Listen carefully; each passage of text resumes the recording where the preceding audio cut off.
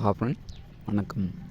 தினந்தந்தியோட headline news பாய்ச்சல் தான் கொடி இல்லாத காரில் வந்தார். ஓகேவா? ஸோ இது ஒரு டவுட் தான். அவர் புதிய கட்சி தொடங்க திட்டமா அப்படிங்கிறது ஒரு கேள்விக்குறி தான். ஓகேவா? நம்மளே ஸோ இது கம்பல்சரியாக தெரியலை. ஓகே, ஸோ நம்ம இது பார்ப்போம். லஞ்சம் ஊழல் பாகுபாடு இல்லாத ஆட்சியை தருப்பேன்.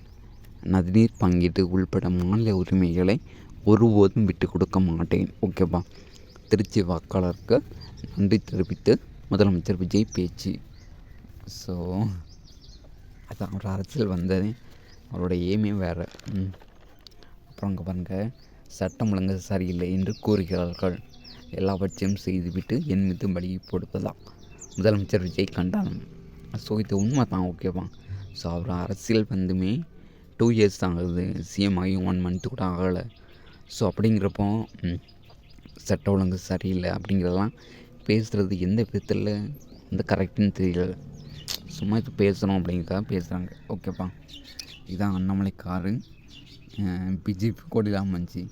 ஸோ அதனால் வந்து அவர் கட்சி தொடங்க போகிறாரு அப்படின்னு நினச்சிட்ருக்காங்க.